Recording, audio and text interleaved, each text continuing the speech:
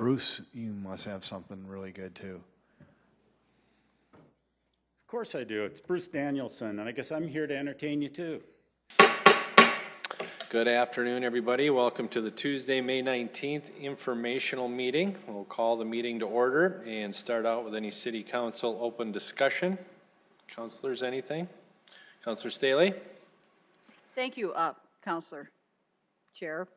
I just wanted to say to the public and to my colleagues how appreciative I am for the dialogue that we've had within this council body in the last 2 months. Never before have I experienced the respect, responsiveness, and collaboration that we've had since this COVID outbreak has started. And it's so encouraging, and I think we're all working together, of course, for what's best for the public. But there's been discussions one-on-one that have been open, willing to look at all sides of an issue, to compromise, to collaborate. And I think that's really what our constituents want from us. They want us to be respectful and working together. So I just want to say thank you for that dialogue. All right. Thank you, Councilor. Anybody else have anything? Anybody on the phones? Okay, if not, we'll move into presentations for the day. We'll start out with a COVID update by the administration. Director Franken, welcome. Hello there. Good afternoon, everybody. I just have a couple of updates to share with you this afternoon. Promised that we would come every week and provide you with updates as far as where we're at with the EOC. And today I've got a couple of data points I just want to keep in front of you. And these will be data points that you'll start seeing on a more regular basis as it's going to become the benchmarking that we're going to work off of in monitoring COVID moving forward. So, and I want to thank Albert and the GIS team because they continue to be the ones that pull all this data together along with other members of the EOC and keep us filled with information that helps us with good decision making. So the first data point that, and this is laid out based on the way the CDC recommends that we look at 14-day trends, gives you that 14-day trend of new cases, and this is using a 3-day rolling average. So, for example, March 19th, that last data point, that's 16.67 of an average, is including 17, 18, and 19. So 3 days worth. So every one of those data points is 3 days worth, averaging the last 3 days to get you that data point. And so what they're looking for and what we're looking for is a downward trajectory of cases, and that's the good sign that we're seeing. You can see that we had an increase, but then a decrease, giving us a 14-day total that's a trend line down. That's what we want to see, and that's what we'll continue to monitor as we go forward. Another thing that we can look for is when we start to plateau, have a low incidence plateau. And you can see we're starting to see some evidence of a low incidence plateau, and so we'll continue to be monitoring. That's also another good sign that we want to see is when we start getting towards plateauing with new cases and having a low incidence of new cases. So the thing that we don't want to see happen is 5 days in a row of surging up cases, and that's the CDC is telling us that's an indication we've got to start paying attention to our data and what's happening. So you can see we had a day over day over day, 3 days of increasing trending, but then we plateaued up and started coming down, and so that doesn't meet that criteria of being a worrisome indicator. And we are still good to go if you start looking at that 14-day trend. So this is what we're going to really be starting to put on the website for COVID-19 for the city's information. So you'll see this regularly posted on there. The next item that we're going to continue to monitor is hospital cases and where we're at in actual hospitalizations per day. That's something that has always been a very primary response. Part of our EOC is really making sure we have enough capacity for the people that need the care in our community, and that's why we have a unified command of both Avera and Sanford on our team. And so I'm going to show you this again. You're going to get quite familiar with this. And this is not a new model. This is modeling that you've seen before. It's just updated with our actual hospitalization cases. Next week, we're going to come with some updated modeling that Eileen, if you remember when she provided that presentation to you a few weeks ago, and Albert's updated as well. They're going to be really wrestling with where do we think this information is taking us. That's what they're working on right now, and they'll have that updated for next week. And so but in the meantime, this is where we are at. So I'm going to just reorient you, and for anybody that might be viewing, this graph is showing you several things. First off, the gray bar, I'll call it gray, at the very top across is giving you the where the capacity is jointly between the two health systems that they are looking at being able to provide the care that we might need in our community. So that's that kind of gray bar indicating that range. That first gray line and surge was that very initial projection. And that's based on the modeling that several academia institutions have been able to develop. So they were doing what every other community and every other state is doing, wrestling with what projections are and what modeling we all were. And how can we possibly project where we're going to land? So then, based on the fact that immediately we saw that modeling needed to be updated because actual hospitalizations weren't really, they were starting to not match up a little bit between April 11th and April 21st. You can see the yellow bar is our hospitalizations by day, and you can see where that starts drifting away and sort of leveling off a little bit between April 11th and April 21st. It started following that trend, and then it leveled off. So they remodeled, and that is that brighter blue line that you can see that takes us up to a much lower peak than we had originally projected. Well, you can see what's happened since then, and that we've continued to see a flattening out of our hospitalization rates. Good sign? Not bad, but it really has just defied our best projection and modeling. So that's what's going to come back next week for you, is an updated projection, updated modeling. But in the meantime, I wanted to share this with you like I have when I've come before you to let you know where we're at. So this is the information I have for you today, just to kind of give you at least 2 points. These will be the things that we'll continue to monitor. We have other measurements, other data points that we will be looking at from a public health standpoint, but these are the 2 things that will really drive decision-making as needed if we start seeing worrying data and information that needs to tell us we've got to be looking at what's going on in our community. So. With that, I don't have anything else to share with you today at this time, and I'm going to turn it over to Jeff Eckhoff. Director Eckhoff has some continued updates on SOAR program. Thank you. Thank you.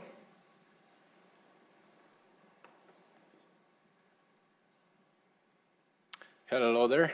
Good afternoon, Council. Jeff Eckhoff, Planning and Development Services. Jill asked me to come and share some data on the SOAR program and what's been happening with that since we spoke last week. The activity has been high. I think we figure over 200 calls for technical assistance. We've done over 50 SOAR evaluations, if you will, either reviewing plans that are sent to us or going out on site and talking to the people, walking through, providing suggestions, that type of thing. And probably since we've started, I think it was 51 complaints. A lot of those that I saw come across were, I'm working in a place, I don't think they're providing enough PPE for me, I don't think the people aren't wearing masks. Initially, a lot of it was about distancing, and it does seem to be more about masks now for some reason. So that ranges from individuals that don't feel comfortable in their job, all the way to individuals calling us saying, hey, I saw this on Facebook and this bar was too crowded last night and what's going on, and that type of thing is some of the tattling that happens when this all starts to occur. Just a quick, and our approach with enforcement is to work with the companies. It's very, very difficult because it's like code enforcement. I think we talked about that. You have to catch it in the act. You have to kind of be there. It's a very difficult situation. It's fluid. People are moving around. And so to give you an example of a complaint that came in from this past weekend.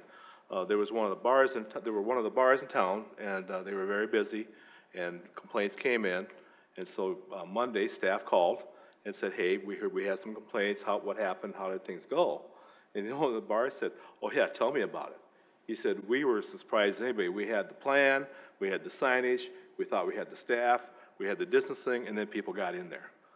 He said, we had the dance floor closed, and then people started dancing. We moved the pool table over there so they wouldn't dance, would stop the dancing, but then they came over and they were all playing pool. And we tried to distance them from the bar, and it was hard to keep them away from the bar. And, you know, people act as people, and I'm guessing the later the evening went, the harder the compliance became. And so the suggestion was, or we talked about, well, what about staff? I mean, you just need, if you had more staff to manage it. And the owner said, I think I need a single staff person for every table. I mean, it's just kind of how, you know, and there's, people were blowing off steam. It was kind of the first weekend out, and so there's some of that. We understand that and would expect compliance. You know, people go out on the sidewalk, and how do you monitor, you know, how far and how much do you monitor? So there's that movement among people that is very difficult, and we're not gonna go out there and shut them down because they weren't able to manage it. We try to work with them and help them find solutions, but candidly, it really gets to be a lot about personal responsibility. This is a document that we pushed out last week, tried to get it out to as many businesses as we could through the chamber and CVB. And it's a short note from the mayor, said, how can I be a responsible patron, asking for people's help, saying, we're at this point, we know what we're doing, we need you to do your part. And then there's just a short checklist about the distancing, the number in your group, leaving tables and chairs with the restaurant, put them in. The last point that I like to point out is take personal responsibility and set a positive example. You know, it's a two-way street. The businesses, by and large, are doing their part. Now we need the individuals and our citizens to do theirs. And you've got the two camps of people. You've got the people who are believers and are doing what they can to distance, and you have the groups of people who don't believe it or don't, for whatever reason, aren't as worried about it. And so what could happen is you're going to see business models further down the road where your customer base you cater to will be, I mean, there's some customers you want because they feel they're safe and that's why they want to come. There's others that are going to, you know, not adhere to the thing. And so it's a very difficult, so I know you're talking about that tonight, again, at council, and so that's just something to consider. So anyway, that's where we are with it. By and large, there were, I think, 3 establishments that we heard about from this past weekend. And if you look at all the establishments in town, I think that's pretty good. We were, you know, and I think that a lot of it is, there's good intentions. It's just hard to get people to comply 100% of the time. With that, any questions? I'd be glad to answer them. Thank you. Councilors, questions? Councilor Staley?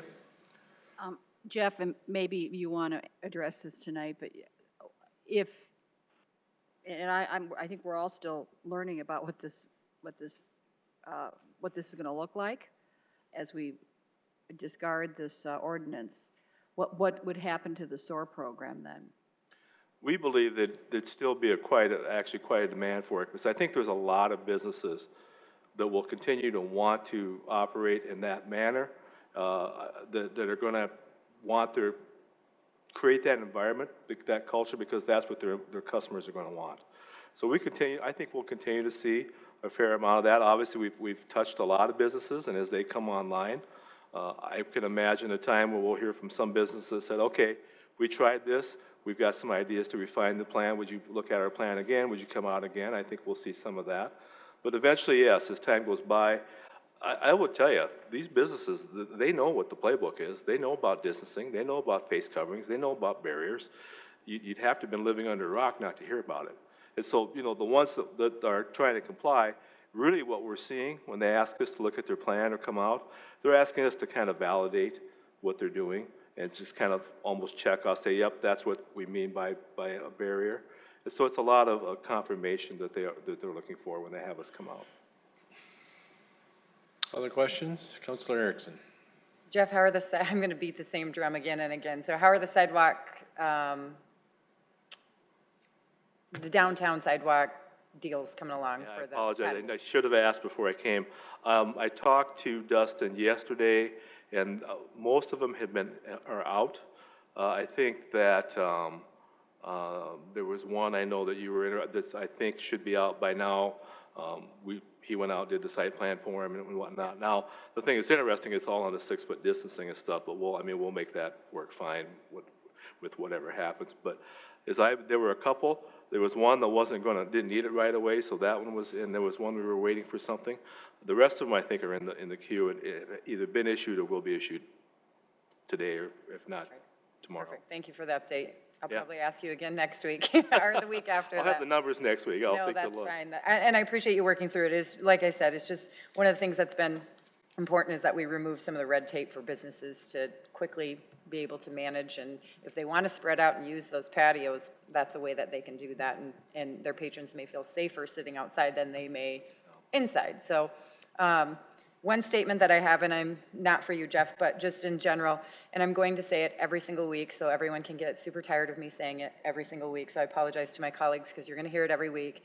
The whole message has been not, you're not going to get sick. The message has been, when you get sick, we want to make sure that you've got access to health care and a hospital bed, period, end of story. And the fact that nationally now, some of the places are saying, oh, but we've got to wait until we have a vaccination and we got to wait until we have this. If that's the way you feel, stay home. The whole goal has been to make sure that you have access to health care, period, end of story. You're going to hear me say it every single week because I don't think that message is not by anyone's fault, but I think that mainstream media and national media, it's been super exciting to talk about how scary everything is. Well, let's also talk about how scary cancer is. Let's talk about how scary other things are. And this is a crazy pandemic that we're living in, and I'm not saying that it's not serious. It is 100% serious. But the goal has been to make sure you have access to health care when you get sick, period, end of story. That's my soapbox. It's been a pandemic and a 24/7 news cycle, so it makes it different. Absolutely. But personal choice and personal responsibility. Is important. So we can look forward to hearing that again next week. You will probably hear it again tonight at 7 o'clock on that, Okay. that same thing. So Sounds good. You've been warned. maybe somebody will keep reciting it so everyone can understand that when people are freaking out about reopening things and whatever, I get it, it's scary, don't go. I mean, there's places that I won't go to, and that's my personal choice because it's just too busy. Yeah, and and we do have to remember that, there are people all over the board, and we have to respect everybody's opinion and understand that there are people just deathly afraid, and there are people that think that this is absolutely nothing, and everybody in between. And so we have to try to accommodate all the schools of thought and be patient. Right, and balancing that has been, I think, the biggest challenge between all departments and health and the public, because it is real and it is scary and it does impact a lot of people in this community. And so we just want to be mindful to make sure that we're taking it serious, but also balance what the goal is. Yes, thank you. Mr. Chair. Counselor Starr. Yes, thank you. Actually, my question's for Director Frank, and if you could, if we could pull up the page 2, the 14-day trends. Here's where I'm confused, because for me on the 14-day trends, when we're looking at it. You want the prior one? Yeah, that one. Okay. How can that mean anything to us if we don't know the number of tests that we're doing? The reason, we told the public that it was anticipated that it was going to spike like this. So how can we draw a conclusion from it on the front end of the spike back on the 9th and 10th was prior to, we were doing less than 200 tests a day. And then we did thousands of tests, and all of a sudden we discovered where it's at. I mean, to me, this, and please don't take this the wrong way, but this chart is useless without balancing the amount of testing you're doing. If we're going to test nursing homes aggressively and we're going to do spot tests and track things, we're going to see days of spikes. Sure. So if we don't test, then the disease goes away. Sure. Well, one of the things you want to also look at, which is going to be part of the data we'll regularly assess, is positivity rates. And so that's where you get to the question that you're asking about. So how many positives do we have versus the total tests that we're running? And Albert is downstairs, and I think he's listening, and I think he could probably pull up, or I can pull up the slide and then he can talk through, oh, maybe we don't have it. Don't give out all Director Pritchett's I'm not gonna do that surprises. one. Sorry, Director. Okay, I'll just talk you through it. We are monitoring positivity rates. Okay. And we have an aim of around 10% or less that we are monitoring. And so if we can get ourselves to around 10% or less for positivity rate, we can feel pretty good that we are testing enough to be able to get the to be able to capture a sense of the positives we have in our community. So I feel, when you look at some of the rates of testing across the state, I feel really good about where we're at in Sioux Falls in terms of the amount of testing that we're doing. Could we do more? Yes, I think we could, and I think that's why you're seeing an increased testing strategy at the state level to look at our vulnerable populations and our congregate living. And so that's a really good, advancement of the testing strategy for our community when you see, where we've been having some incidents of increased cases in our nursing homes. So if we take the testing that we're doing, if we follow Counselor Erickson's logic that we're only trying to provide a hospital bed for you, why bother testing? We know what we're following the hospitalization rates. So what are we doing with the information that we're getting from the testing? It sounds to me like some would want you to stand down in your department to just get out of the way and let things go. I think we're still at a point where we're trying to mitigate damages and to keep hotspots put out. At the same time, we're doing more than just worrying about where hospital beds are available if you become ill. Well, I'll take it based on, two activities that we're trying to accomplish.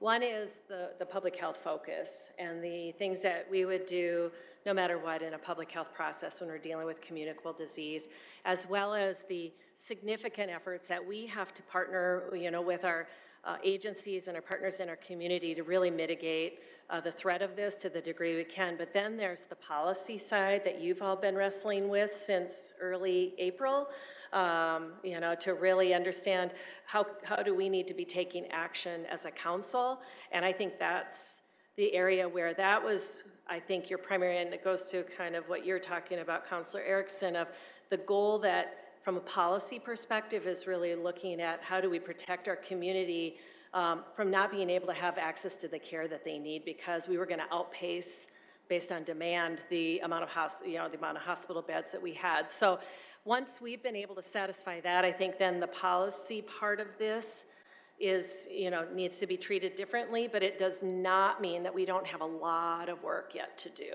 And so that will be ongoing until we have successfully been able to have a vaccine or really good treatment in our community around COVID-19. Thank you. Questions, Counselor Sale? And if I can, this is Albert Schmidt, City Sioux Falls Planning and Development Services in the basement. Thank you, Albert. Just on our website, we do have that updated every day of the positive, percent positive cases. And I think maybe you can see it on my screen now that I'm talking, where I'm just kind of screen sharing what the negative cases were. So like today, for instance, there was a new negative daily cases of 188. So the 188 reported cases from yesterday came back negative. The day before that was 85. The day prior was 126 and 213 before that. And so those last few days we've been kind of hovering around that 10% positive to 12% kind of that, or 15% some of that area, roughly the last few days. Thank you to the voice from the basement. Thank you, Albert. Really appreciate it. Counselor Sale. Thank you, Mr. Selberg. Based on what the Counselor Stars just talked about with the testing rates and the infection rates, and I hesitate to make any public policy based on those numbers because the tests will go up, the tests come down. Now, if the state is going to test all the nursing homes, I would anticipate a high infection rate out of that population. So I am going to base it on the hospital bed rate is what Counselor Erickson was talking about earlier. We're trying to keep people out of the hospital and make sure they have enough hospital beds. But Pat Starr's point is perfect. I don't want to make public policy based on the infection rate because it's based on the testing rate. So I'm going to base my decisions on the hospital beds. Okay. Counselor Staley? Jill, I've got a few questions. Have we, we're opening things up and we've got people closer together. Have we looked at what other communities are experiencing that have had that same thing happen, that are ahead of us for a few weeks? Have we been tracking that at all to know if there is a spike, or is this something nationally that is not being affected by the density issue? Well, we are certainly looking at what's happening in other states and other communities. As a matter of fact, we've just been really identifying what's happening just around South Dakota in terms of changes that they're making to their policy or how they're loosening up their mitigation strategies. It is all over the map right now. Every state is wrestling with, I think just this morning, Massachusetts was finally the last state to start, loosening up some of their restrictions. I think we have yet to see what the impacts of that will be, but every state and every region and every community, I'm quite sure, is doing the exact same thing that we're doing, is really monitoring and identifying if we are starting to outpace what we think we have capacity to be able to manage, and how do we mitigate the spread, even if it's through non-policy actions, but rather how we educate our community, how we work with our partners, how we, really try and help folks in the community really know how they can do their part, because this, and I say it all the time, so I am kind of that broken record on this particular point. COVID is still a virus that's in our community, and it's still impacting us. And so we need to the things that we have to take care of ourselves, to be responsible for ourselves, and to be just good residents of our community to help keep others from contracting COVID to the degree we can. Thank you. And the second thing I wanted to ask about, and I know this isn't, swimming pools aren't necessarily your thing, but as far as from a public health standpoint, the discussion I'm hearing is, and I had a conversation with some of my colleagues about this as well, but talking about the chemical chlorine, and you don't, I'm not going to, if you don't want to answer this right now, that's fine, but I think we need to know as a community and as a council, how does chlorine really disinfect? We're being encouraged to wash our hands with soap, and that's going to, and using the hand sanitizer is going to help. That's a big deal. Don't touch your face, but disinfecting with soap. So I'm thinking, how does soap transfer and equate to chlorine in the water? And from my knowledge of many years of swimming outdoors, no one has ever said, we talk about if there's a diarrhea incident in the pool, we close it. I've never heard of a pool being closed in my recent memory because of some kind of communicable disease. That people are probably swimming in those pools all the time who have a little bit of the flu, or, they're sick. And my thought has always been that the chlorine, it kills that. That's at such a level that it's safe for us to swim in there, even though children are, urinating and whatever, spitting and all sorts of things. So I just think that's something to talk about. And when we're talking about these swimming pool issues being closed, which, by the way, just so the public knows, the council was not involved with that decision to close the pools. We were not conferred with about that. But if we were going to look at opening them, or Royal Water West is doing it, again, how does the chlorine play in? Because it must be a safe disinfectant, and they test the waters in pools to make sure that it's at a certain level. And then if we did open up, would it be possible to perhaps tell the kids and anyone swimming, you need to take a shower, use a certain soap, soap up before you get in, just to kind of help keep it as safe as possible. So just, and I don't know if you were involved with the conversation to start with, but it's kind of that chlorine factor that I'm looking at. Well, I'll take a shot at answering your question. I think I'm going to let our folks that manage our pools answer the question around chlorine, or someone from our department to, assist with lodging facilities and monitoring the pools, the indoor pools. But I will tell you that, yes, the chlorine has been, you know, and the levels of chlorine that you have in your outdoor pools can be managed to kill the virus of, you know, many different viruses, okay? But what I'm more concerned about is what's happening outside of the pools when kids are congregating together, when they're coughing on each other, when they're coughing on surfaces and then someone's touching the surfaces, when they're doing those things that really, that is my primary concern from a public health and related to COVID is those kind of interactions and activities that would really have to be managed to prevent the spread within the pool and pool setting and environment. Well, and so on that same context, we could also apply that to soccer, because kids, anytime when we're going to have kids touching the same object, they could be coughing into their hands and then touching something. So the conversation is evolving into opening a whole bunch of things up, and that's why I think what I'm hearing from people is that the swimming pools have been kind of set apart, and that if there's some way that we could manage to have some semblance of operation with those, along with all these other things that we're opening up, it's a conversation. It's an ongoing conversation, and I just found out about this yesterday, as the rest of us did as well. Sure. So. Okay, other questions? Anybody on the phones have any questions? Okay, thanks for the update, appreciate it. Move on to our April 2020 financial report with Director Pritchett. Good afternoon. Good afternoon, councilors. Bringing forward to you today our April monthly financial report.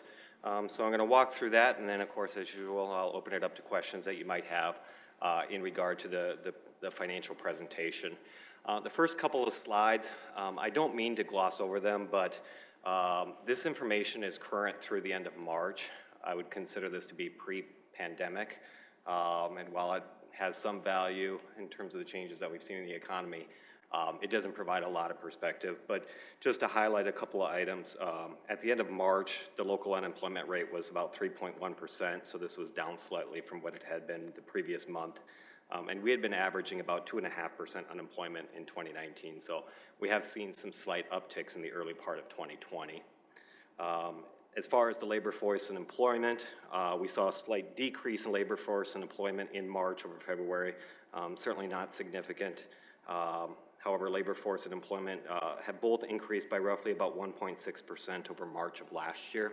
And typically we've been running at about a 2% increase over time. What I do want to talk a little bit about is insured unemployment rates. So this is a little bit more complete data that's a little bit more current. So every week, the U.S. Department of Labor releases information about insurance claims, unemployment insurance claims. Now, what you will hear about in the media is initial insurance claims. And while I think it's okay to look at that information, I think it is somewhat deceptive.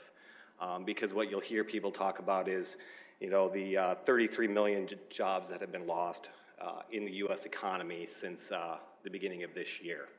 And what they're doing is they're compiling all of the initial unemployment claims since the beginning of the year. What that doesn't take into account is people who have regained employment during that time period. So it is a measure of maybe the velocity of claims that are coming through, but not necessarily the severity of the unemployment issue. More importantly, and more introspective, I think, is the continuing unemployment insurance claims. And those would be the claims where people haven't regained employment and are continuing to claim unemployment over time. And that tells a little bit of a different story, and frankly, it's a slightly more positive one, although it is still a significant more amount than what we had seen previously.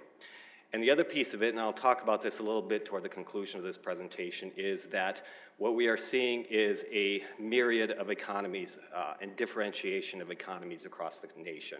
We usually think of one national economy, but what you're seeing is a lot more diversity occurring across the country. And we just have to be cognizant of the news that we receive on a national level while somewhat applicable to what we're experiencing here locally, we are in a somewhat unique situation as well, and we should be focused on what's occurring here on a local level.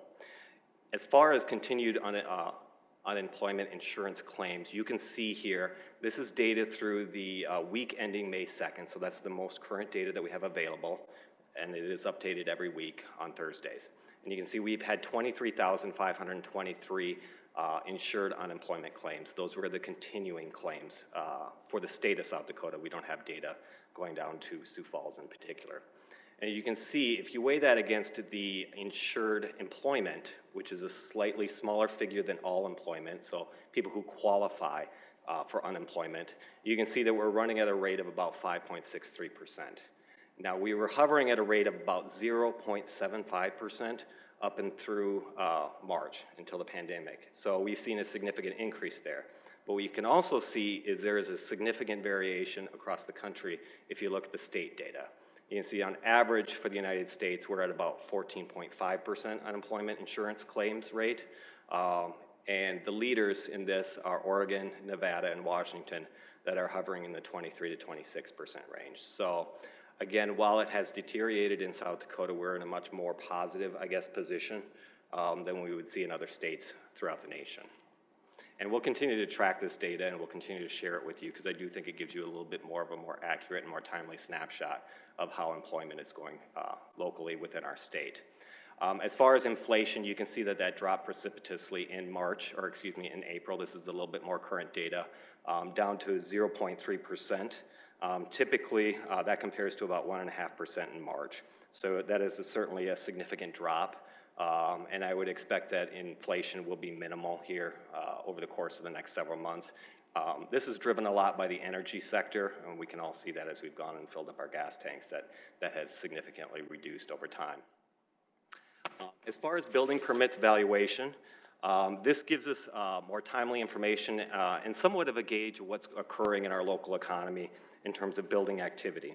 As you can see, we've had about $159 million in building permits issued through April of 2020. That is lagging from where we were previously by about $50 million from last year. So we were at about $207 million in total permits last year and 224 the year before. Those, of course, were very much record years. But what we're seeing is primarily this is related to the commercial side of things. New commercial values are down from the previous years. They're down about, slightly more than 50% for where they were through April the last 2 years. And again, this is driven by the manufacturing sector, the multifamily housing sector, and other commercial sectors like strip malls, hotels, and restaurants. The one area where we are continuing to see increases is in the office, institutional, and educational sector.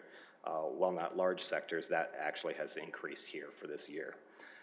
What you are seeing in discussions with the Planning and Development Services Department is a lot of people are kind of holding off and seeing how things play out. And so I'm optimistic that when things maybe normalize here over the next several months, that people will become a little bit more proactive in returning back to normal and then moving forward with some of the projects that they had planned, really looking at the long-term economy in respect to that.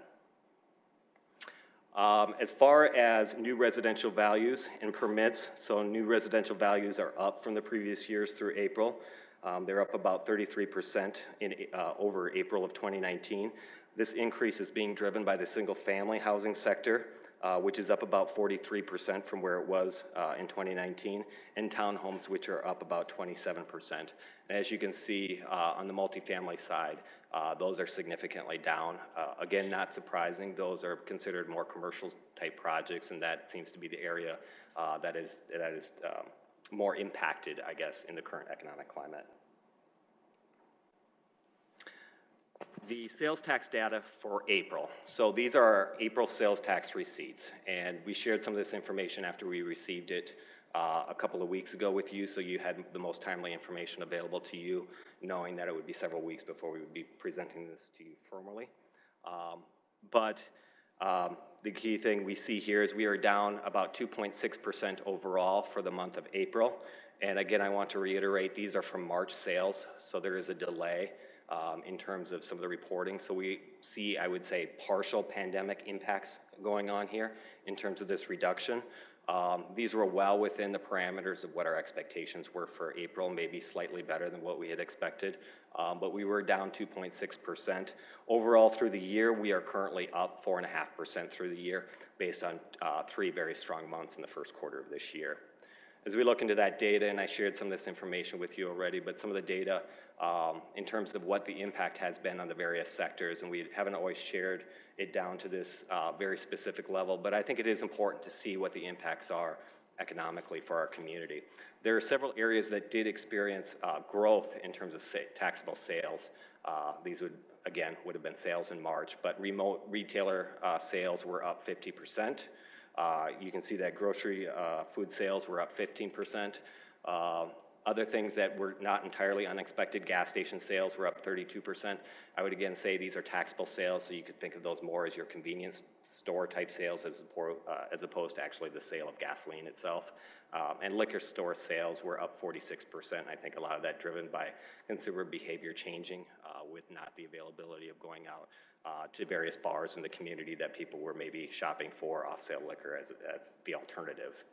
A couple of areas that are up too that I'd point out, business services were up 15%, and this was driven by the acquisition of computer software and programming services, probably in respect to a lot more people moving toward working remotely. So that was driven up there, and then you can see healthcare services were up 71%.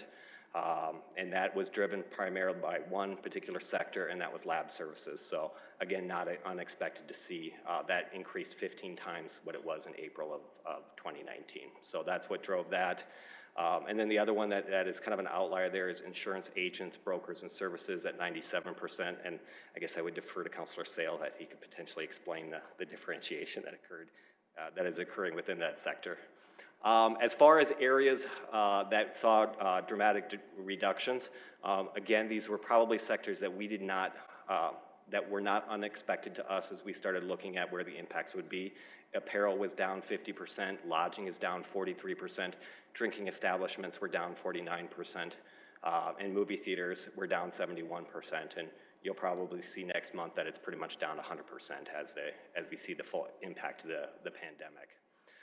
The one thing I would also suggest is, okay, we saw a reduction of about 2.6% in sales taxes for the month of April. From March sales, I would expect that you will see those numbers deteriorate further in the next month as we have a first full month of impact from the COVID. So the next set of numbers that we will receive will come from April sales, and so you will see, a much more impacted economy, and I would expect more reductions in terms of the sales taxes as a result of that. It is hopeful then that as we see some of the sales taxes progress through the year, that we would see some recovery perhaps in some of those sales tax figures, so we're optimistic on that. But again, I'd reiterate, these were well within the parameters that we had talked about when we brought forward the annual report, when we brought forward the March financials, as we were considering what the impacts would be and what we're planning and adapting to in terms of the general fund, the capital program, as well as the entertainment tax. As far as the entertainment tax, you can see we were down 24%. Again, this was within parameters of what we had expected, and while this is a significant reduction, not completely unexpected. This is a tax that relies predominantly on restaurant sales, on sales in bars, as well as sales from lodging. And so because of the prevalence of the impact of the COVID pandemic on those particular industries, we expected a significant decrease here, and we'll expect that it will probably deteriorate further in the next month's receipts that we receive, and hopefully see some moderate recovery of that in the months ahead following that. Overall, as far as the general fund and where we sit presently, in terms of revenues, we have collected 22% of our expected budget, and being about 33% of the year. This is very similar to what we saw last year. We were also 22% collected last year. May is a bigger month for us. That's when we receive our first half of the property taxes for the year, and so we'll see some increase in receipts coming in May related to that. But overall, we are in line with prior budget years with receipts so far. But again, we'll see some impacts going forward, particularly I think in the next several months, which we'll be watching closely with that. But overall, we're about $2.5 million in additional revenues through April of this year compared to last year. As far as expenses, much the same story. We're much in line with the budget and where we have been previously. We have about 27% of the budget expended, being a third of the way through the year, and that compares to 28% last year. We are only up about $500,000 in expenditures through April when compared to last year. A big piece of this has to do with our snow removal and winter budget. If you take a look and ran some numbers in regard to that, we have expended $5.2 million of that budget through April of this year, and that's an $8.6 million budget, so we've expended about 60% of the snow removal budget.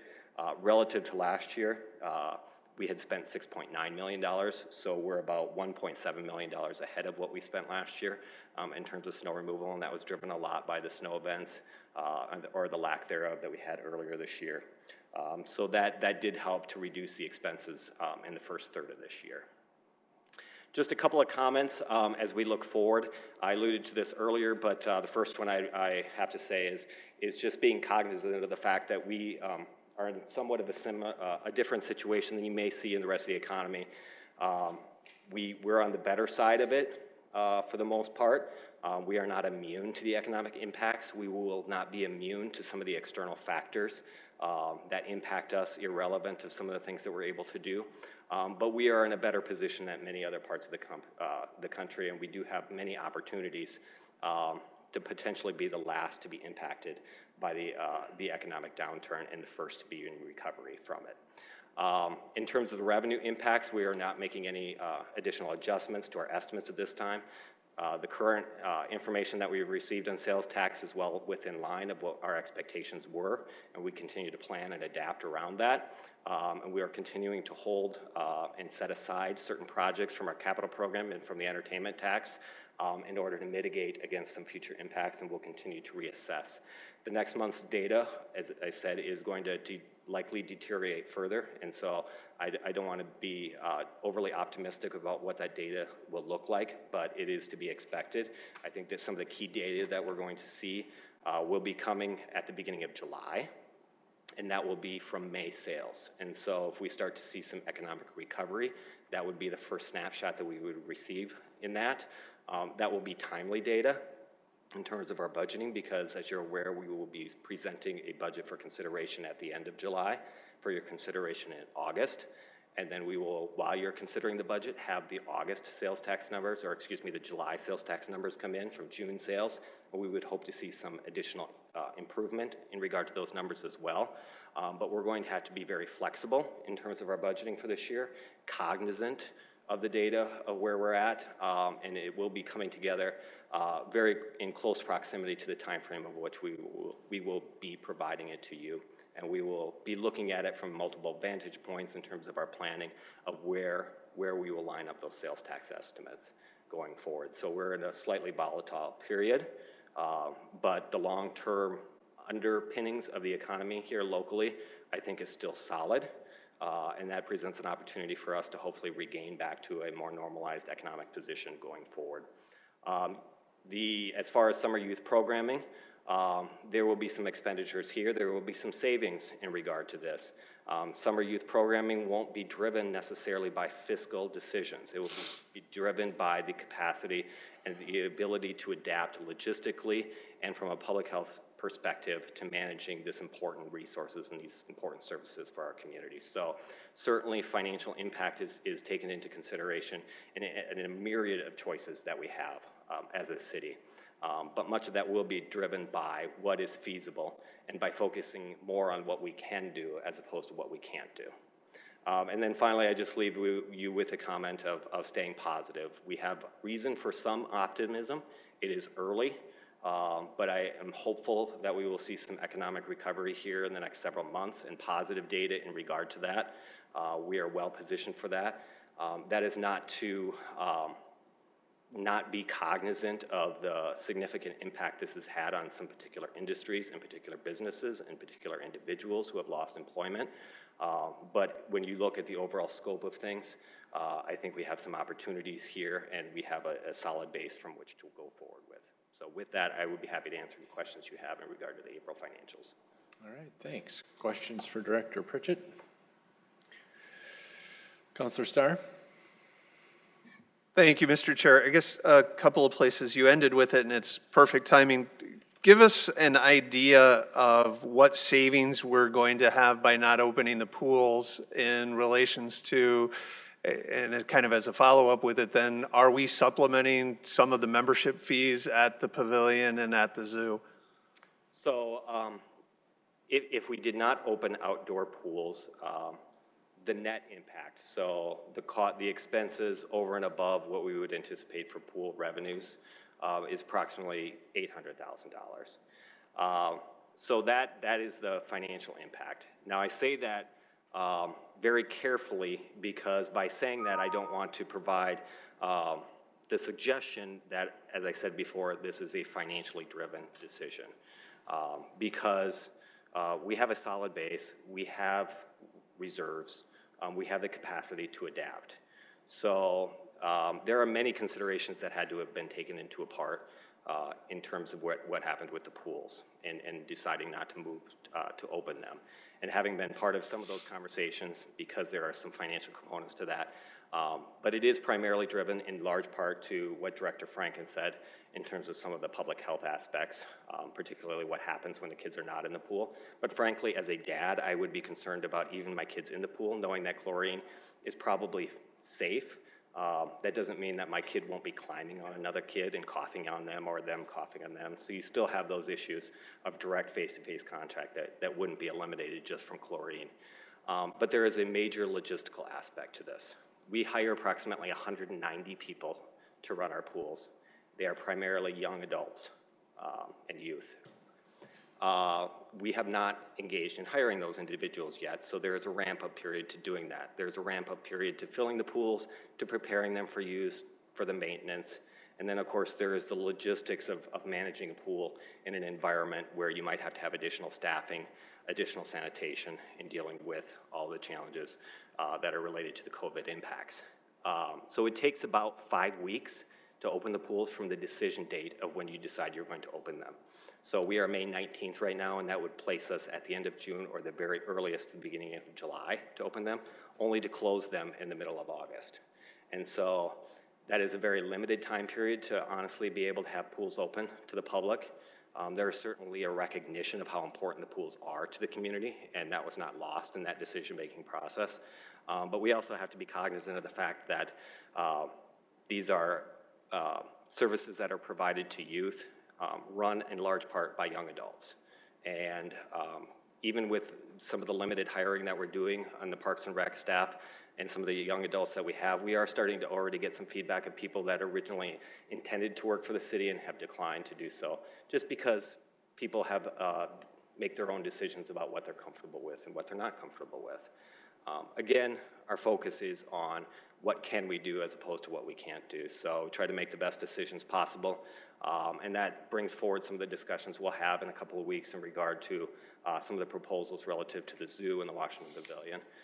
And then we'll have to bring forward some additional amendments to some agreements with them to help support those services, but they're important partners for us. And they've been partners with the city for many, many years, and they also provide an opportunity to give youth in our community another outlet for this summer in lieu of being able to support them through the pools.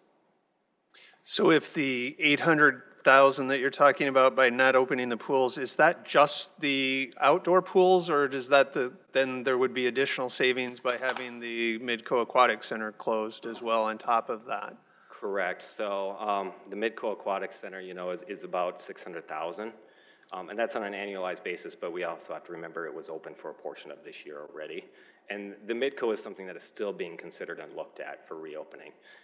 In that, potentially could be opened in phases. It could be done in a more controlled environment. It could be done and allow us to ease back and phase into providing aquatic opportunities for the community. So that's still something that's being considered.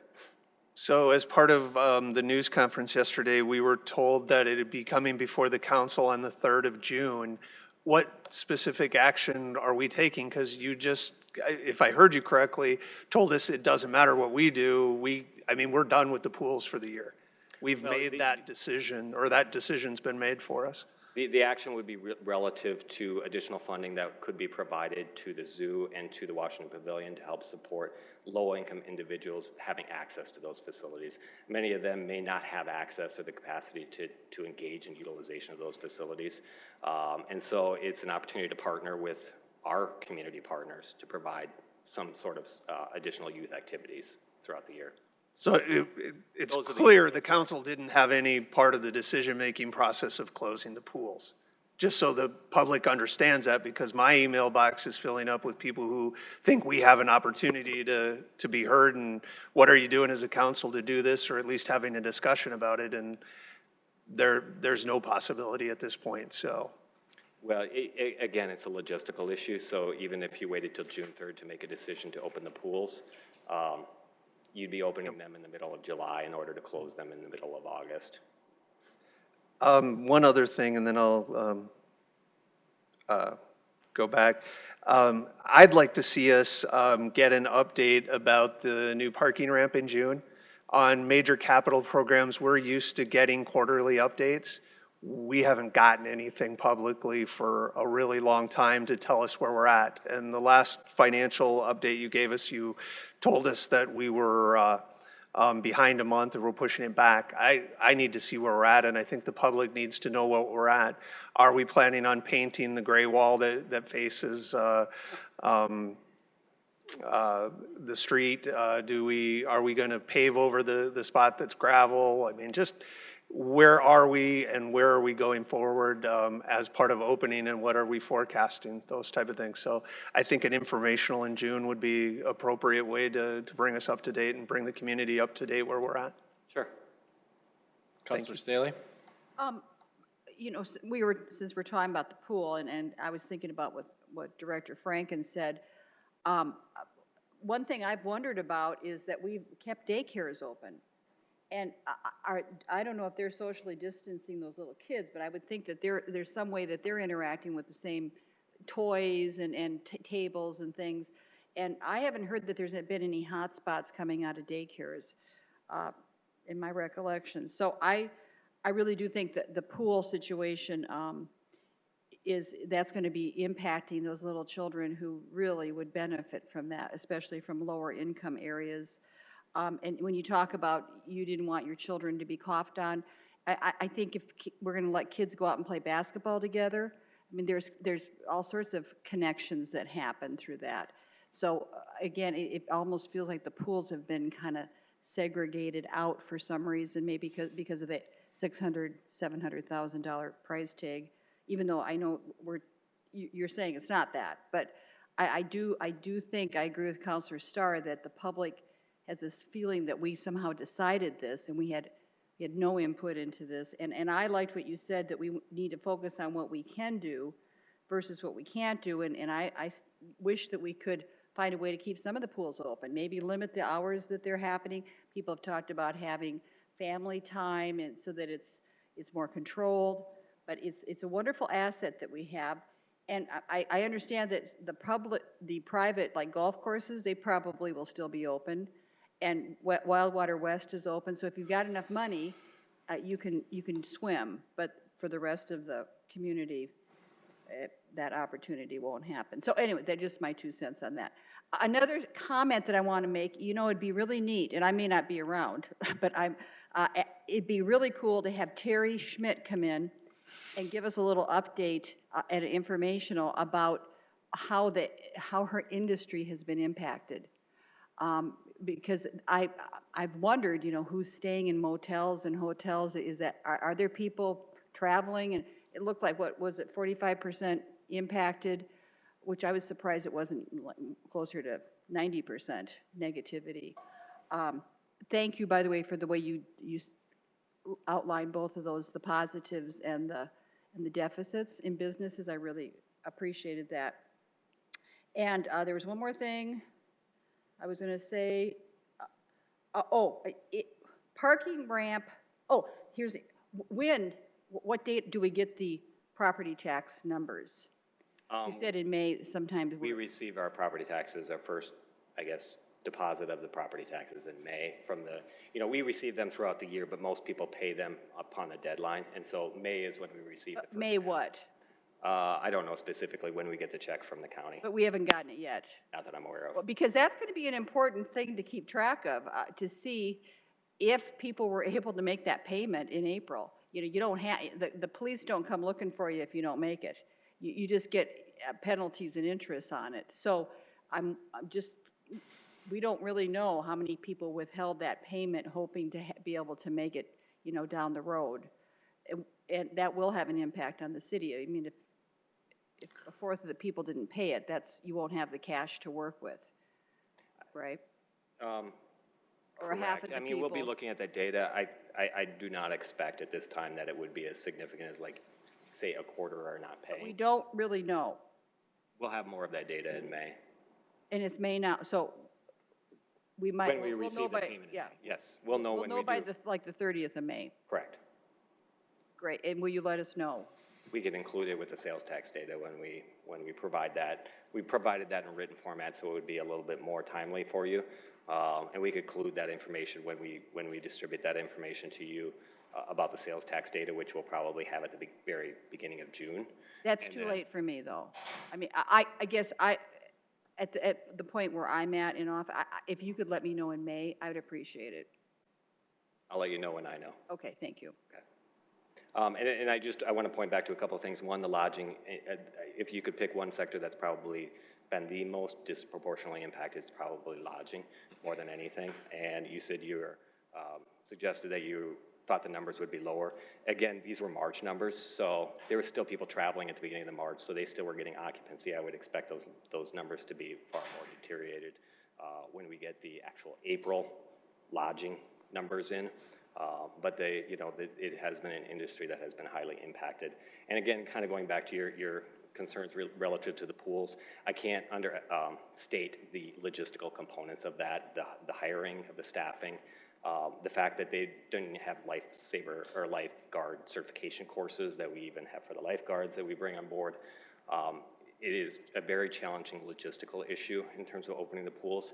Very cognizant of the impact, particularly for low-income individuals who utilize that as a major amenity for this community going forward, which is why we're going to bring forward on June 3rd this opportunity to try to work with our partners in the pavilion and the zoo to help address some of that, in addition to rolling out additional programming both from libraries and from Parks and Rec that would be addressed to safe, socially distanced, and creative programming that we can offer for the youth in the community this summer that doesn't have the logistical issues that perhaps opening the pools would.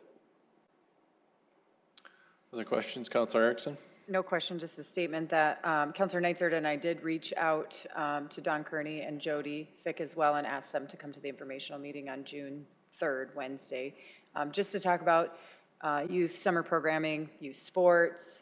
What are the library doing? If you've talked to Jody at all, she's doing some pretty remarkable things, really just trying to make sure that kids are using the library system and using them in a way to continue reading over the summer and creating some programs with that too, which is spread throughout all of our community partners for the library since we're in many different small communities. So that will take place then provided they agree to it, but just important for us to kind of continue that conversation. So just so you're aware.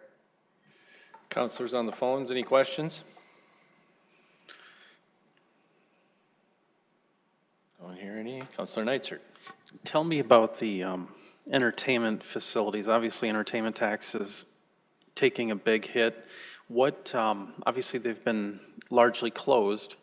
So things like the convention center and the event center, there's going to be some things for which there may have been some savings but that may have been on for AEG. Maybe they're not paying as many part-timers, things like that. Maybe that doesn't affect our bottom line directly, but how do expenses look out at there? Because there's going to be fixed costs of heating and cooling, but a large piece of our entertainment facilities would be the capital side. So if you didn't let a project for a convention center upgrade, then that could save hundreds of thousands.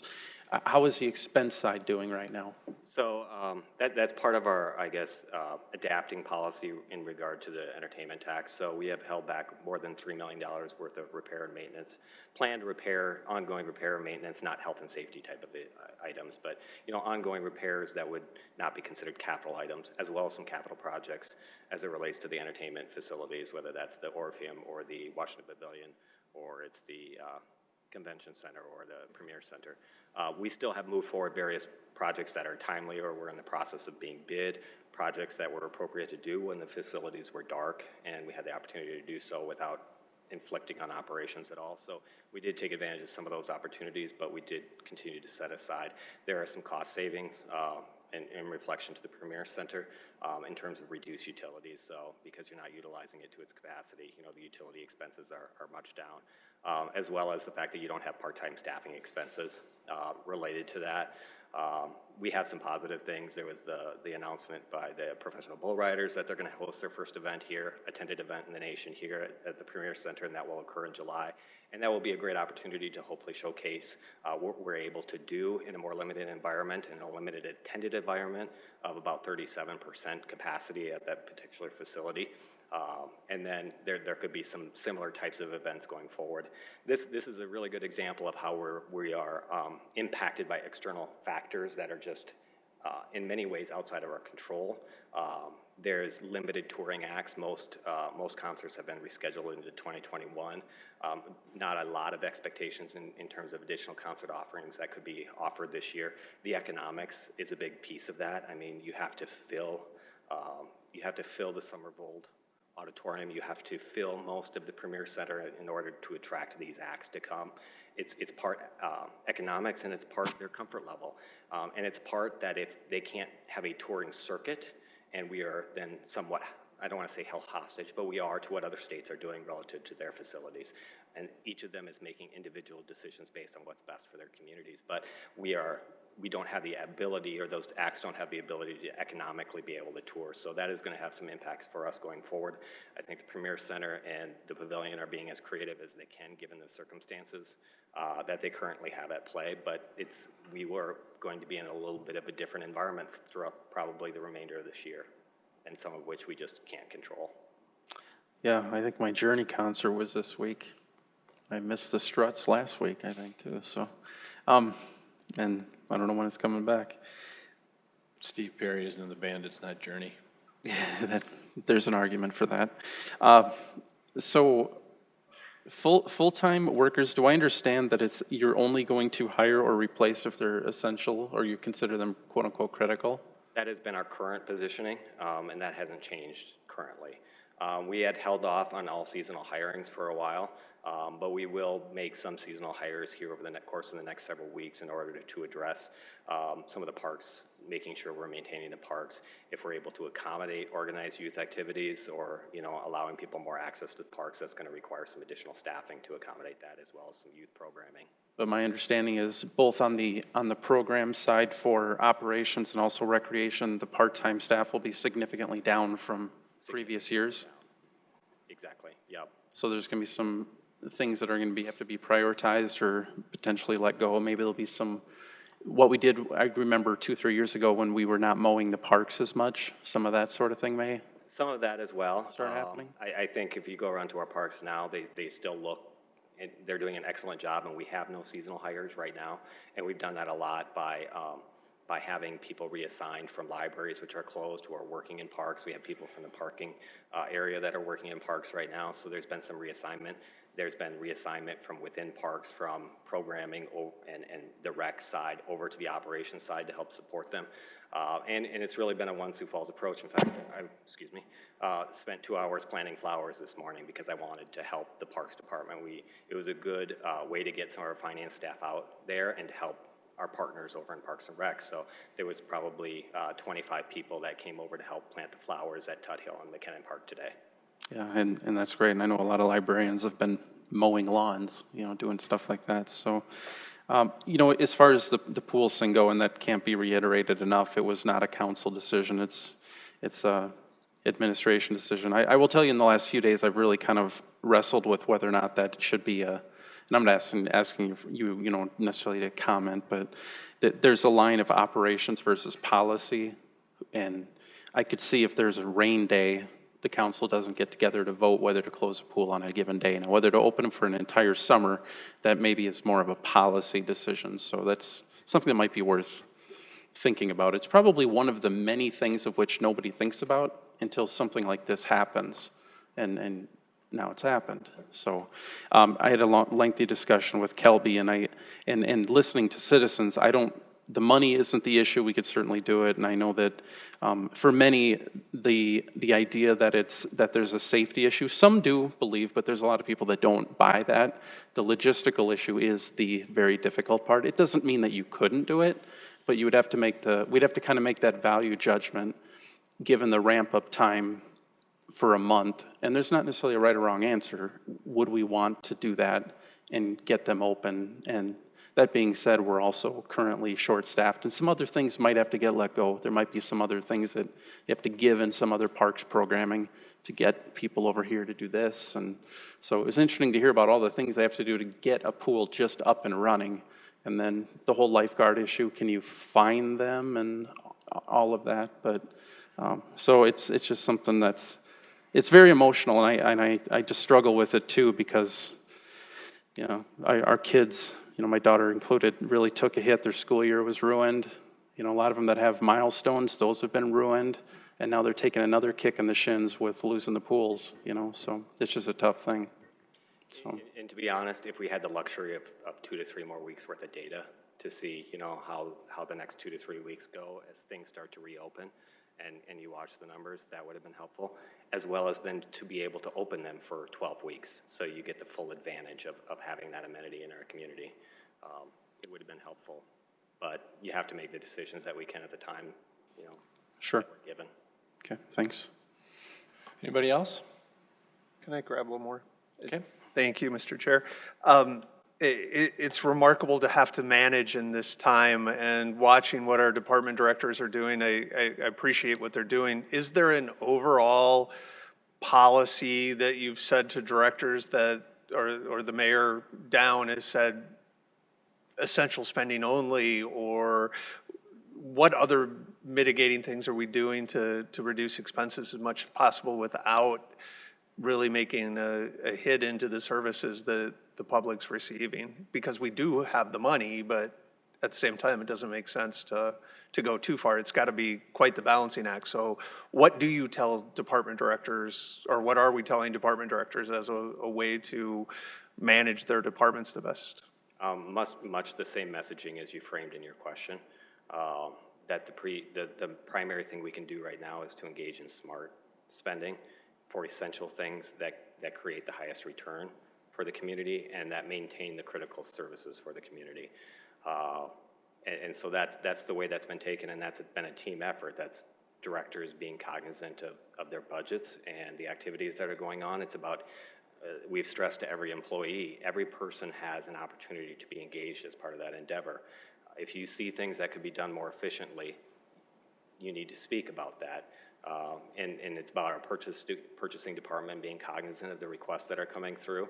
And it's about the communication overall. So we are a staff-driven, we are a personnel-driven type of budget. And so some of the decisions related to the seasonal staffing, and as well as not filling all full-time positions, were done in great respect to those opportunities to I guess, be cognizant of the resources that we have, the taxpayers' funds, and to make sure that we're utilizing them in the most appropriate fashion, given some of the volatility that we're seeing in the economically.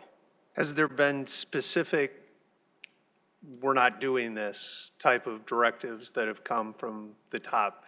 Travel and training would be an obvious one that stands out, because there really isn't training to go to that involves travel, I would assume, at this point, or I mean, most of that's been type of thing. But is there anything specifically that we've said that, or are we still kind of? Primarily related to travel and some of those. And to be honest with you, travel isn't really an option anyway. At this point, most conventions have been canceled, most trainings have been canceled. additional spending has been primarily related to mitigation and response to the pandemic, whether that's the acquisition of PPE or some of the services, the funding that was provided to the One Sioux Falls Fund and some of that. That's where the focus has been over the course of the last couple of months. Thank you. Councilor Neisser. Just something else I was thinking. We have a significant amount of people who are full-time employees, but they're hourly. Yes. So have people had worked their 40 hours, or has there been a lot of people that have taken, okay, you only get to work 20 hours a week and had to do that? That's happened a lot in the private sector, where there's been a lot of people who are hourly and they took some pretty deep hourly cuts. Not specific in that area, certainly on the part-time side, yes. For example, we have a lot of part-time librarians and so forth, and part-time people with some of the other departments that were not, weren't needed because that particular service wasn't being provided or that facility was not being open. Those employees that are not classified as exempt, so they're not salaried, we do have many of those, but many of those were supporting services that we needed to continue, or if not, they were reassigned to other areas because we couldn't hire seasonal salaries or seasonal employees, and we had demands within Parks and Rec. So they were able to find things for them to do in other departments because of a lack of hiring? Correct. Okay.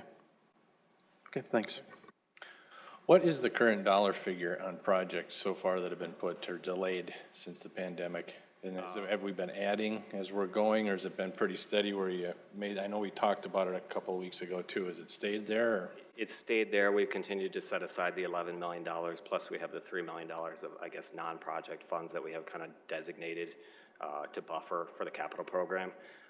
And we've held there, and I think we'll probably continue to hold there in large respects until we can get the next set of sales tax data. And even if that data is quite negative, if it's within the parameters of what our expectations are, then we'll have a better idea of what might be able to be released yet this year, because if there is an opportunity to release some funds for some investments, that helps the local economy as well as it's timely. The bidding environment has been good for us.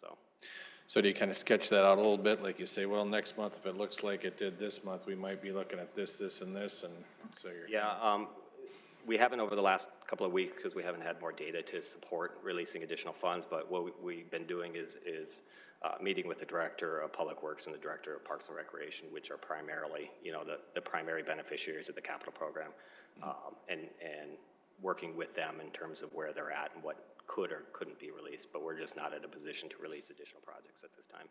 Okay. All right. Thanks for the presentation. Councilor Staley? One more question. And this is I've had emails from constituents asking about the leases on the parking ramps downtown. Mm-hmm. And now my thought has been that that's all stayed as it was months ago.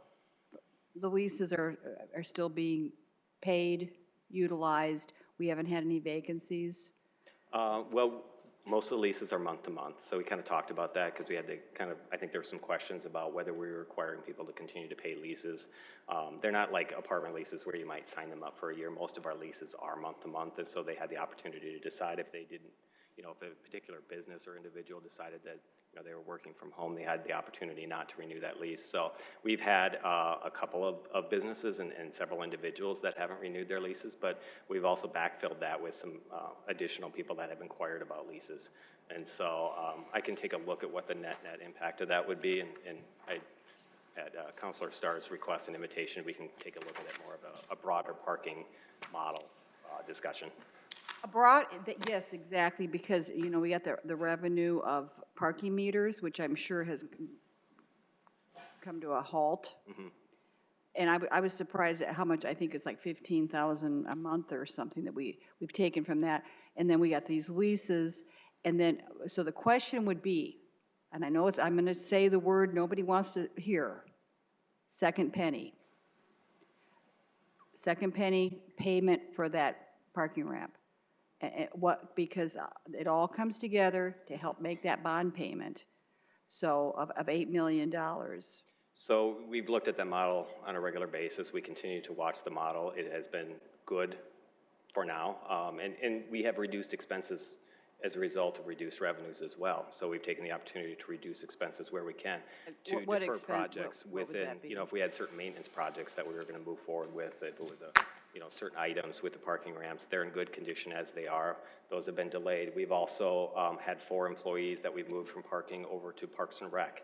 And with that, their salary allocations moved to Parks and Rec as well, because that's where they're providing their services, and eliminated some expenses for that parking enterprise model as part of that. So we will see some reduced revenues, but we also see some reduced expenses. And right now, I'm optimistic, with the potential improvements in the economy, you're going to see a return of improvement within that parking model as well. When is that bond payment due? I think it's made in a couple of payments. I hate to say because I don't want to misspeak. It's potentially in November, but I'm not sure. I'll look. But we do escrow for a lot of those payments, so. Okay, thank you. Thank you. Appreciate it. Election update, Mr. Greco. Welcome. Good afternoon, Tom Greco, Sioux Falls City Clerk. Let me get to my slide. Just an update on where we're at for the June 2nd joint primary city school election. I don't have many slides here, but just want to emphasize some key points for folks to think about. Okay, hard to read, but I just wanted to put it up there sort of for the magnitude. That up there is 13 polling or precincts that have been affected by polling place changes since the elections in 2018. This is important because we really want folks, if they're going out on June 2nd, to obviously know where they're going. We've had several changes since the April 14th election was postponed. I feel good about all the election locations right now. We've been talking to quite a few of them, looking at ways that we could arrange the workers in there, get things set up to make sure that we have a smooth process on election day. The other thing that doesn't really affect the city is what I have down at the bottom. The city and school election, we have 3 voting precincts, basically precincts that are outside of city limits because they're part of the Sioux Falls School District. Those 3 precincts will be voting at their normal, their regular primary and general voting locations. Normally, we ask them to come into the city. Now they're going to go to their regular locations. So we definitely have good coverage at all of our polling places, and we continue to work on workers. I'll touch on that in a moment. But that's the lay down up there. Did want to remind you, we will be sending out a postcard reminder to voters indicating, number 1, that the election's on June 2nd. Obviously, if you've already voted your absentee ballots, don't show up on election day. The other piece is the fact that we'll identify their actual polling place. So we just want folks to have awareness of that. They should start seeing them next week. Hold on to it. Make sure you know where you're going on June 2nd if you are voting on June 2nd. With that in mind, if you're out there, I just have a few key points that I want to drive home. Number 1, and this is on the postcard too, bring a pen. We have plenty of pens to, basically give everyone a new one, but we have sanitation kits going out to 2 sanitation kits going out to each precinct. Auditor Litz has ordered them. They should be in tomorrow or maybe the next day. They'll have the things that the poll workers need to keep the area clean. Just a few things that we're doing to kind of change it up inside the polling places. Every location is going out with the old style suitcase polling booths or voting booths. You might recall or have seen in some of your precincts the tabletop wooden barriers, dividers. We're not sending those out. We're sending everything out with a view towards facilitating social distancing, everything from the sanitation kit to signs that indicate social distancing, stay 6 feet apart. So we've emphasized that with our workers, and we're sure they're going to put that into effect on Election Day. Obviously, if you don't bring your own pen, we will provide you with a pen. We have plenty of them. We recommend reviewing your ballot beforehand. You do get, a certain amount of time to vote. We encourage people to process through. We don't want to rush them. But take the opportunity to look at your sample ballot. We'll have them inside the precincts as well, the polling places. You could get on the voter information portal. You could get on our website. Take a look at it, study it, do it for both the city, school, and the primary. Practice social distancing. Can't emphasize that enough. We'll do what we can to facilitate it. In all the precincts, we've tried to add an extra person and an extra poll worker in addition to what normally goes out to sort of serve as a rover and to help facilitate those types of things. We can't do that in every location, but we're going to do our best to make sure that we have those measures in place. The last thing, and this is very important, and we've discussed this, I just want to kind of pause for a moment and just let you know that our agreements with Lincoln and Minnehaha, we've been working on them every day since you all passed them. It's been a great relationship that I've always had with the Lincoln County Auditor and the Minnehaha County Auditor, but this time I think we've kind of taken that up to a different level. We have to think about things a little differently and to ensure really that when the voters come on election day, they have a positive voting experience. To that end, we've basically made everything city school versus primary different at a polling place, trying to make it as difficult as possible to end up putting that ballot in the wrong box. And that's one of the concerns that we have, but I'll talk on the next slide how we're going to deal with that if it happens. But everything to be aware of, just remember when you check in, you'll have a city school registration list in a red binder, or in a white binder, you'll have a primary registration list in a red binder if you're in Minnehaha, in a black binder if you're down in Lincoln. Everything will be different. We've color-coded a lot of things, mostly for the workers to make sure that they're putting the right information on the right documents. The other thing that we've done is we have different ballot boxes, and I just want everybody to remember that city school ballot boxes are the small, cute ballot boxes. They're about 5 inches shorter than the gray ballot boxes that you see normally at elections. They stand out, everything's marked. Just want to make sure that those ballots get in the right ballot box, because remember there'll be 2 ballot boxes at each location, one for primary ballots, one for city school ballots. Again, they'll be marked. Just make sure you put your ballot in the right box.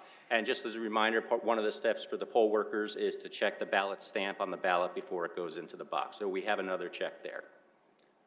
Okay, election day and night. This isn't necessarily a warning. I think it's just reality. It's going to be a long night. The last election, 2018, for both the regular and the runoff, I think we were done around 9 p.m. Very quickly, very efficiently. But this time we're just not going to, we're going to see the efficiency. We're going to see the deliberate approach that we took in 2018, but please remember we're going to have twice as many ballots that we're managing on election night for the 2 jurisdictions, the city school and then the county. So I just hope folks are understanding that and don't expect the results right away. We also don't want to be counting them at 7 o'clock on the 3rd. So we are putting steps into place to make sure that we can do that. Remember that we have a lot of absentee ballots, so we get to run those through the machines during the day. Obviously, we can't pull the numbers, we can't enter them, but we can continue to go through the process like we've done in the past. We're going to have an army of absentee ballot board members working out of the old courthouse museum in that great room they have there. To make sure that we could go through those. And Auditor Litz and myself, we continue to work through that process. We're probably going to move our counting machines over there too, and we'll work through that process as well. I put a call out to our city employees, and it was answered in about 2 hours for additional help on election night for a variety of tasks, mostly working at our counting center, doing essentially what the Boy Scouts used to do, but also assisting with the ballot transition from our Lincoln precincts up to the Minnehaha County Election Center or the museum where we're counting them. Because remember, those superintendents down in Lincoln are going to be driving to Canton when the election's over. We will have a team of 2 people with ballot receipts and receipts for equipment, meet them down there, city employees, meet them down there prior to the polls closing. They'll wait, and then they'll retrieve our equipment, primarily the ballots and the registration lists, and bring them back to the counting center. So a lot of great assistance that we've had, and we've always had throughout this entire process. The other thing that I want to point out is that we will have runners in Canton and here at Minnehaha on election night who are going to stick around until we've gone through all the ballots. So I mentioned before, there is a possibility, obviously, that a ballot could be put in the wrong ballot box. We'll have somebody positioned down in Canton. Auditor Sweeter has mentioned that they're going to try as much as they can to get the Sioux Falls precincts done first. We'll likewise do the same thing on our end, the Lincoln County precincts done first. If we find ballots, they'll collect them and they'll be able to shuttle them back to the correct location at the end of the night. Well, not at the end of the night, ideally before all counting's done. So a lot of moving pieces going on out there. We do expect a lot of ballots, obviously. I'm not sure exactly how many we're going to have, but I think one kind of important tidbit, and I shared this with a few folks the other day, we've sent out a little over 15,000 ballots. It'll probably be more as of tonight.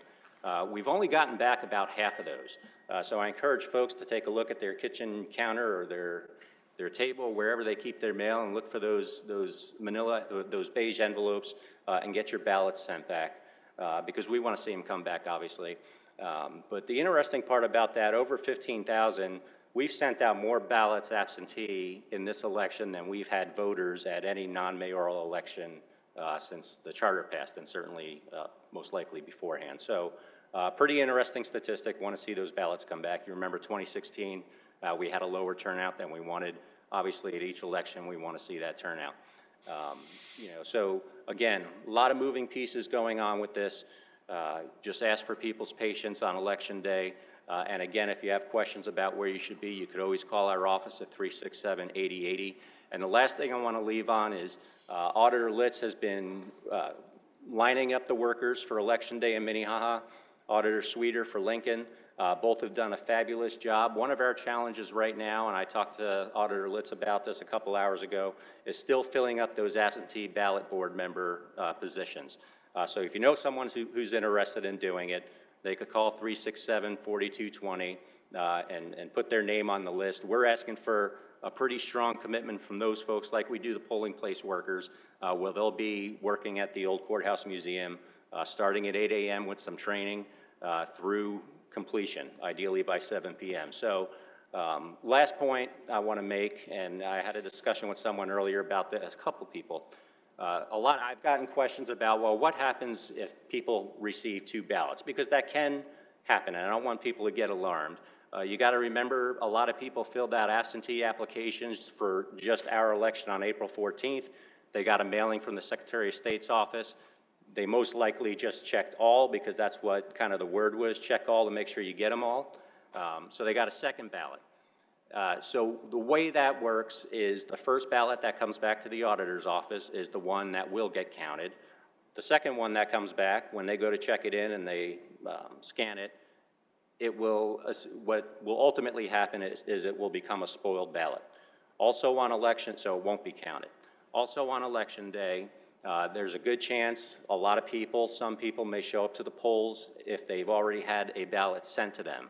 There's a process in place. The registration lists include, among other things, whether a ballot has been sent to them and whether or not the ballot has been voted. And in all those cases, there are instructions, and they do it. They're great at doing it. They'll call the auditor and see what the status on that ballot is. So I think there are a lot of great controls in place that have always been in place, but just kind of wanted to bring that up. And with that, I will answer any questions that you have. Councilor Erickson? How are you for workers? I know that it was such a, it was a bad deal the first time around, and it's still a struggle. It's still a challenge, but are you doing all right with that? Right, and the county auditors are lining those up, and I think they're in a good position right now, absent any significant change. There are a lot of new workers, okay, and that's a good thing. But again, I think, at least on the Minnehaha County side, the absentee ballot board members are still folks that we need. Okay, thank you. And then the other one, the absentee ballot processing all day. You had mentioned that, right away in the morning, they can start that. I know that the results can't be posted, so it will go in a little holding pattern or whatever like that, but that should speed up the process quite a bit, because wasn't it, those were the big hangups a few years ago where they have been processed in the past.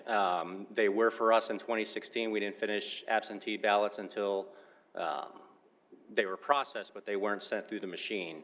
I don't think we finished them up through the machines until about, I can't even remember exactly, but it was a holdup. So, based on additional guidance that came out and kind of a reminder, yes, we start the process in the morning. We do it by precinct. And once that precinct is processed and you have your stack of ballots, then they go to the tabulating machines and entered into the correct precinct. Now, the other thing is, remember, absentee ballots can still show up on election day, so there's a chance we just may have to go and rerun ballots through. So it'll be a fairly lengthy process. The other key thing with us, and we did this initially assuming maybe a runoff and a way to get the mail out quicker. We use the smaller envelopes, so we have creases in our ballots. It'll take some time to get those straightened out and sent through the machine, so, yeah. Well, I also just want to say thank you to, you really have taken a unique challenge that I'm sure you never would have anticipated and really embraced it to lead through a time for making sure that this is done with the most transparency, the highest integrity. And so I just really want to say thank you for your leadership on that, because we have to have the trust in the election process for the people. I mean, you just have to have that. And so seeing that people trust with the absentee ballots, I think is great. I think that's a huge thing. I'm kind of a game day voter. It just doesn't feel like I voted unless I vote on the actual day, and so that's kind of my quirky thing. But I think it's awesome that so many people are getting those in, and we're working through that. So thanks for your leadership, Tom. I know it's been a big challenge, and you've really done it It's with. also been our longest election, so. Yes, it has been. Other questions? Anybody on the phone have a question? All right, looks like that's it. Thanks. I have, Counselor Staley? and Tom, I want to echo what Counselor Erickson said. Thank you. I know it's been a huge endeavor, and you and Mr. Litz have worked together very nicely. And I put that call in for the election, the poll, yeah, the absentee, and I suggest any of you who have that access on Facebook, put that out there, because I know Bob got some people interested as a result of that. What color's the card going to be? Yellow. Yeah. Okay. Yellow. So the people, you're going to get it mailed Friday or Saturday? We're looking to get them out Friday or Saturday. We could get them out as late as Tuesday or Wednesday next week and still have them to voters by Monday. So we'll be working with QPS, the vendor, over the next, I want to get it wrapped up tomorrow, barring any issues with our database. Because remember, we got to run through, and there's some things we have to do on the voter list to make sure it gets to the right people. Okay, thank you. Okay. Thanks, Tom. You're appreciated. Thank you. Public input on anything today? Come on up. We'd love to hear from you. All right, we will adjourn. See you at 7.